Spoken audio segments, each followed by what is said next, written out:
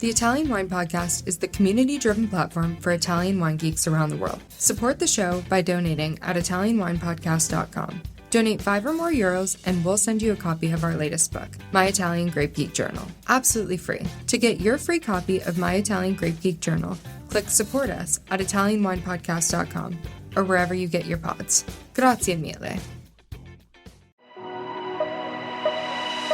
Welcome to Masterclass U.S. Market with me, Juliana Colangelo. This show has been designed to demystify the U.S. market for Italian wineries through interviews with experts in sales and distribution, social media, communications, and so much more. We will quiz each of our esteemed guests at the end of each episode to solidify the lessons that we've learned. So sharpen your pencils, get out your notebooks, and join us each week to learn more about the U.S. market.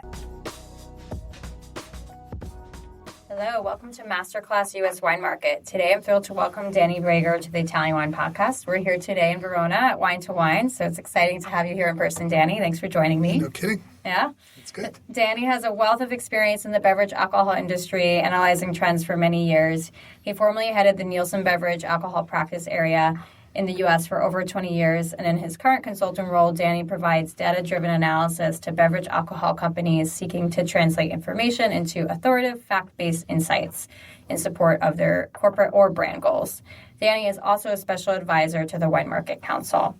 Danny, you just presented this morning to one of our opening sessions, A Full House, and you provided a really in-depth analysis on the biggest trends that are currently shaping the U.S. retail wine market. So that's what we're going to focus on today in our interview, but it should be a breeze for you. You already did it this morning, but for any of our... I forgot about it. Yeah. For any of our listeners who were not here at Wine to Wine this year, this is going to be a great recap of Danny's presentation. So before we dive in, Danny, tell us a little bit more just about your journey and how you ended up here in a recording booth in Verona talking about retail trends.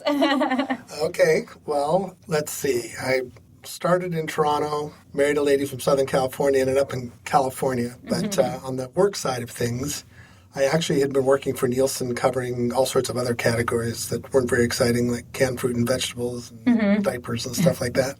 But I was lucky enough in the early 2000s to be asked to lead their beverage alcohol area, which was fun. I didn't know a whole lot about it at the time, but that involved working with all of Nielsen's beer, wine, spirits, suppliers, importers, distributors, retailers, industry associations, and so on and so forth. So, and I had done that for up until mid-2020. Okay. And again, not covering just wine, but beer, wine, and spirits, which I actually think is really important given the competitive nature of the industry.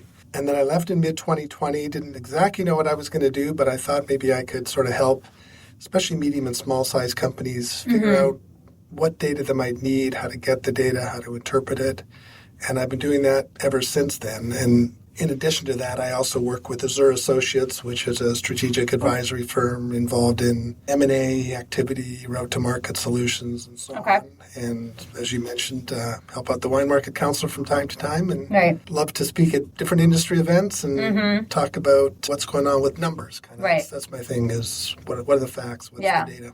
Definitely, and that's so important because I think a lot of us, and I'm talking about myself here too, interpreting numbers, right, and putting them into digestible information that then we as communicators, as marketers, as salespeople, as anyone running a company can then take an action on. I think that's what we're here to talk about today. So our 3 key takeaways for today's masterclass are, number 1, how the U.S. retail market has changed in recent years for the wine industry specifically. Number 2, how Italian wineries can better master the U.S. retail market and what opportunities there are. And finally, some predictions for the future. So much is changing constantly, and I know that's a tough question to ask, but no one would be better to answer it than you. You're going to ask it anyway. Yes, I'm going to ask it anyway, and you have numbers to back up your opinions, so that's always valuable. But, just going back to, again, things have changed so much in the last 4 years. We've had a pandemic, a couple world wars going on, economic strain, lots of external factors that are impacting everything. But talk a little bit more to us about how these external factors have impacted the U.S. retail market specifically for the wine industry. Sure. So, like you said, just a ton of change that I suppose that always happens. Always lots of change. It just feels more monumental these days. But I'd say, the economy has changed things. Inflation is tough on people. And I kind of think of the average person, and they have to have to buy their food, buy their gas, stay in their homes or rent or whatever they're doing. And then hopefully if they have some money left over, they like to indulge in things like wine. But all those economic pressures are putting strains on consumer budgets. And right. that impacts how much they can buy, how often they can buy it, drink it, et cetera, et cetera. So that's certainly one thing. Just even thinking of wine isn't the cheapest beverage around. No. I keep thinking like a glass of wine is $2.50. A beer, 12-ounce beer is $1 something, and a serving of spirits is in the dollar range. So we're talking about retail here again, everybody. Because I was going to say, I wish a glass of wine was $2.50 at a restaurant. You and me, that's what we have to pay when we're going out right. or we're buying something and bringing it back home. So we've got all those things. We've had the pandemic, which I think one of the impacts of that is it's trained people to do more things at home. Yes. And that's having its impact along with pricing in on-premise. So if you look at the numbers, there are less people, on a relative basis, more people are buying stuff and bringing it into their homes as opposed to going out. So that certainly puts pressure on both the operators of on-premise, but also people or suppliers that do a lot of business in restaurants and bars. So we'd expect that to have a positive impact in retail, right? Or see some of that business moving to retail, or? You see the shift. Yeah. There's proportionally more being done in off-premise than there is in on-premise. So we definitely see the shift. But one of the problems is that the wine category is down in both on and off-premise. So. Yeah. But it's down more on the longer term in on-premise. The other thing that I think is increasingly important is just competition for wine. And when I say competition, it's from all sorts of different places. It's within the category, within the beverage alcohol category, so everything in the spirits and or beer world. It's alternative things like cannabis, which I actually think is having a larger impact than maybe we think. And it's just coming from also people, especially younger consumers, who are choosing to drink less often, whether that's because of pocketbook issues or their preferences, probably both those things. But totally. And then the core wine consumer, older folks, there's less of them every year. Definitely, That's not helpful. Right. So that's a change that's happening whether we like it or not, right? That is true. Yeah. If you can figure that one out, you'd be a billionaire.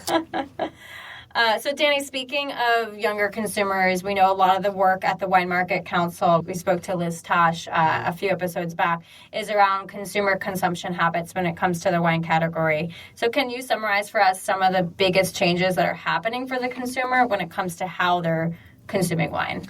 Younger consumers in general, I think where the Wine Market Council and the members certainly want the focus of the research to be. So again, that's where I think all the competitive aspects come into play. Because I look at, again, beer, wines, and spirits and see what's growing and what's not. And I start with the fact that if you look at overall consumption over years and years and years, it hasn't really increased, like on a volume basis, total alcohol. Yeah. So therefore, if one is going up, something else is going down. Totally, by definition, right? And now dollars are going up because people are trading up at the same time generally, but volume is pretty flat. And if you look at the sort of the world through that lens, spirits has been gaining share pretty consecutively for quite a period of time, and beer has been losing share for quite a period of time. And wine was also doing well. So the old adage was that wines and spirits are growing and beer is declining. That was the adage. And that started to change a little bit in 2018 when wine growth rates started to slow down. Okay. I think got a bit of a bump in 2020, partly due to COVID. And people buying a lot of stuff and stocking up. I'm going to buy my 5-liter, 3-liter box just in case the world ends. But then I think where it's settled down into is that spirits continue to grow. And there's a few segments that we can talk about that are really behind that. And some of that is coming out of wine buying and consumption, and younger consumers are really leading that. It kind of started actually even before spirits with like the hard seltzer craze. Right. That's way down now, but now there's the RTD cocktail craze, which I think has longer legs. Will grow for longer than hard seltzers really did in retrospect. So that's one big change. And then I think this whole social moderation, which is really led by younger people, and it's all about whatever I'm going to eat or drink, how is that going to fit in with my desire for a healthier lifestyle? Right. And some of that involves less drinking, some of it involves no drinking, some of it involves low alcohol, no alcohol, all these things. That tracking calories, putting it into apps to track consumption. Right. We didn't do that 10, 15 years ago. But even people like me actually have my little Fitbit and check what's going on. Tracking our steps every day. Yep, exactly. So what are some ways you think we face this as an industry and as a wine industry specifically? Yeah.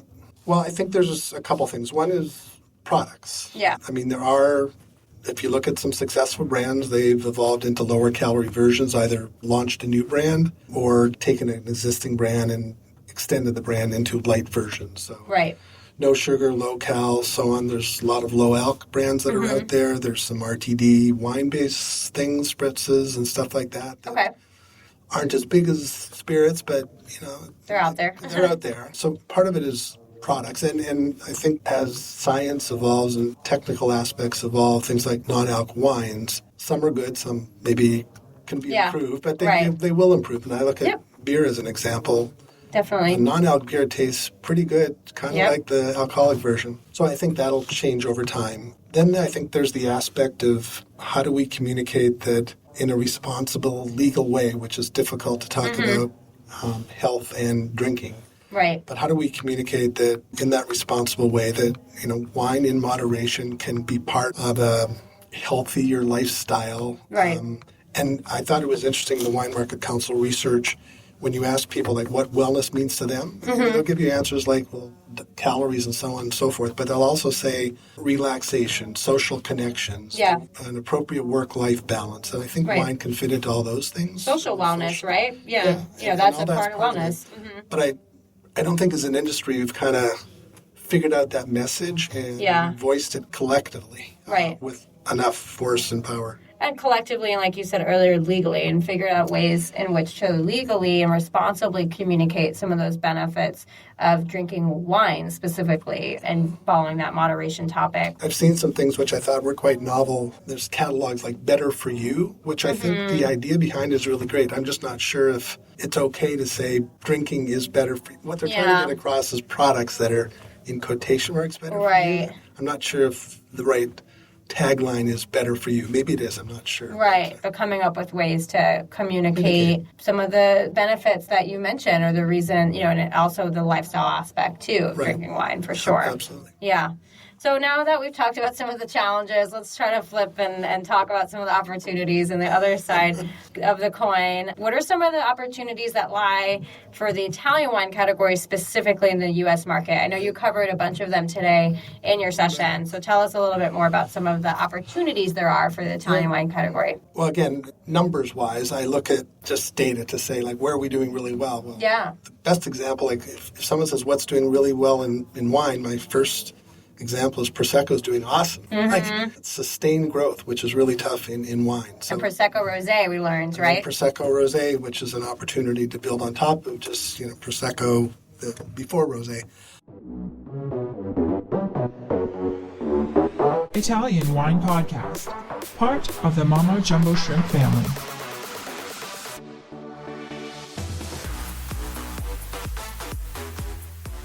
So there's opportunities like that. I think there's opportunities in looking at, when I say we, I'm talking about Italy, where we are strong and where we could be stronger. Yeah. So I had the chance to look at the top import states and Italy's share of the top 13 import states. And Florida, for instance. And then there was a class after me all about Florida. But Florida was a state where our share is much less, and it's a huge import state, obviously. Our share is much less than in some other states. Interesting. Now, then obviously you want to dive into why is that? What could we be doing better? Florida's a big Hispanic, Latino population.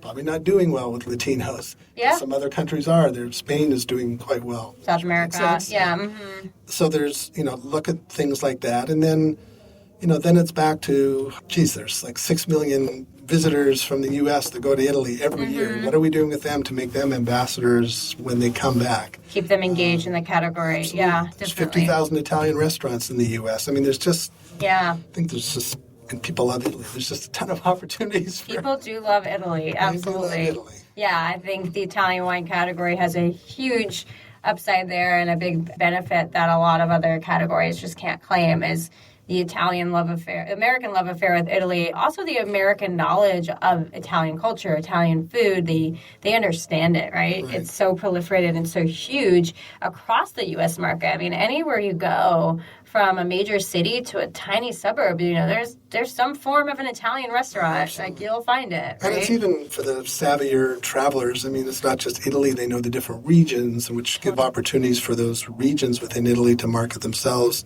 as a part of the Italian Right, industry. exactly. Do you think, previously we're talking about, wine and health and what's happening with younger consumers cutting back. Do you think when it comes to, let's call it the wine and wellness messaging or opportunities, that the Italian wine category in particular might have opportunities of how to market to this new consumer when it comes to that aspect that maybe other regions don't? I mean, there are obviously aspects of the Italian industry. Like we know that lighter styles, if you look at, again, the numbers, the data says lighter styles, whites are doing better than reds, so on and so forth. Obviously, Italy has lots of great white wines and different regions and so on. So yes, by looking at, obviously each supplier has to look at their portfolio and do they have the kinds of wines that American consumers, younger ones, seem to be looking for. But beyond that, then I think Italy falls in step with some of the problems, or the issues that we're talking about. Wine industry demand is falling primarily among young consumers. They're not specific to the U.S. or Italy. They're a problem for the industry globally. Yeah, the collective. Yeah, for sure. I wish we could. Yeah. Let's embark on a massive global campaign. Yes, exactly. You present all this really valuable data information at conferences like Wine to Wine, and I know you speak at a lot of other conferences as well. What are some of the follow-up questions you get, or people coming up to the stage to talk to you after you present? Like, what's really resonating with the audience, or what are they wanting to know more about? So the first thing is, can I get a copy of the presentation? Yeah, of course. All those numbers, yeah. There's a lot of numbers to digest. I think, I certainly have a lot of people who come up and they have an idea about something. And I love them because, they got these great ideas and they just want my opinion. Like, do you think that would work in the U.S. market? Yeah. So that's a common question. I think the biggest common question that's sort of from everybody is back to that. How do we engage with a younger consumer? Because I think we know now that we have an issue. I'm not sure that if we go back, and I've been at it for 20-something years, I'm not sure if I go back 10 or so years that people even thought that there was an issue. But as we see older people, like we're losing them every day. So, and then we see the numbers as well. Right. And we're seeing falling demand. So I think there's more of a recognition that we have an issue. Yeah. What do you think about the argument that's out there, or the opinion that's out there, that people will age into wine, like that a lot of people are just not old enough yet to appreciate wine, and that as millennials and Gen Z get older and buy houses and start families, that they'll start drinking more wine? Do the numbers show anything pointing to that? Yeah, the numbers. So first, I hate hoping a strategy. That's not a great way to go about it. Well, first of all, some numbers suggest that if I look at in the Wine Market Council data, they break out wine consumers by age group. So I can look at, 21 to 30-year-olds and so on and so forth. Even when I'm looking at 40 to 49 and 50 to 59, I can see that the percentage of core consumers there, people who drink wine at least once a week or more often, is less than sort of the 70 plus. That worries me because if I'm 40 or 50, I'm not sure if I'm going to change my drinking habits all that much. Pretty set. Mm-hmm. So that worries me. And I'm drinking less than the 70-plus-year-olds. That's surprising, yeah. So that's worrisome. The other thing that I think has changed so much is the diversity of choice is just so much broader than it used to be. So there are just so many more choices, and younger people certainly are enamored with the broader choices, and they're taking advantage of it. I'm not sure that we should rest on the fact that they will, as soon as they turn 30, they're going to, I don't like those cocktails anymore. Right. I'm going to switch to wine. I mean, some of that will happen, but I just think the world's changed. And then the third part, which is more, I guess, specific to the U.S. market, I'm pretty confident we have not done a great job with understanding not just the younger consumer, but the younger multicultural consumer who are sort of one and the same. And we've talked a lot about that on this show and, on the Italian Wine Podcast in general, that topic around reaching not just younger consumers, but consumers of different demographics. Absolutely. Yeah. And even in Hispanics, that's the really broad term, but there's Mexicans, there's Cubans, there's Central Americans, and they're not all the same either. So you need to go pretty deep. Totally. And a few weeks ago on Saturday Night Live, Bad Bunny performed, and he was the host. And several of the skits were done in Spanish without subtitles. Oh, my goodness. Which to me, you have NBC, SNL is putting out content in Spanish without English subtitles. That sends a huge message to me about the demographics of our country. Absolutely. Yeah, so that's huge. And I think what you're saying about understanding that consumer, understanding they're not monoliths, and diving into how to best reach those consumers authentically is really key to winning those consumers too. The other categories we're competing against, again, I think they've done a better job. Yeah. I mean, there are a lot of big companies, For sure. a lot of resources, a lot of money to understand it. But Right. That also means, like, as an industry, we need to diversify representativeness of Right. those consumers and diverse workforce and leaders and so on. Absolutely. I think it starts with having a more diverse workforce in the wine industry, right, that understands for sure. Definitely. Danny, as we wind down, we do a little rapid fire quiz at the end of every... Don't worry. No numbers involved. We ask our guests the same 3 questions. So question number 1, and please try to answer 1 sentence or less. What is your number 1 tip for mastering the U.S. wine market? Can I give you 2 quick things? Yes. Okay, so 2 quick things are understand the size of the opportunity. There are numbers generally that you can get to, but sometimes you have to be creative or ask the right people, but figure out what the real size of the opportunity is. And number 2 is hugely complex market. You really got to understand it, whether you do it by sending people, send yourself, work with the right distributors. Yeah, absolutely. Question number 2, what is something you might have told your younger professional self about working in the wine industry in the U.S.? Actually, that sort of gets back to the 1B, because I used to think that the wine market, I thought it was ordinary consumer. I thought it was pretty simple. Right. Boy, I started to learn it. It's like, oh my God, you got 50 states and they're all different things. It's like hugely confusing. So I feel bad for anybody trying to understand. Yeah, definitely. And finally, we all travel a lot. We're here in Italy and have traveled here from California. So what is your favorite travel hack when you're traveling for work? Well, a couple of years ago, I finally got somewhat smart and said, I got to figure out how to get into some of those airport lounges. Oh, yeah. So I figured out how to do at least a couple of those. Yeah. And I don't know if this is a travel hack, but I'm a tremendously good sleeper. Well, that's lucky. I can get I usually miss takeoff, so oh wow, good for you. It just feels like I'm in my mother's womb and rolling on the tarmac. So I'm out for a couple hours. Oh, good for you. Well, that's lucky. Yeah. Well, Danny, thank you so much for joining us today on the Italian Wine Podcast here in Verona. How can our listeners connect with you? BragerDanny@gmail.com is the best way. Pretty simple. Last name, first name. No separation. Love to talk to people and get everybody's questions, feedback. All right, fantastic. Thanks for being here. Thanks, Juliana. Thank you for joining me today. Stay tuned each week for new episodes of Masterclass U.S. Wine Market with me, Juliana Colangelo. And remember, if you enjoyed today's show, hit the like and follow buttons wherever you get your podcasts.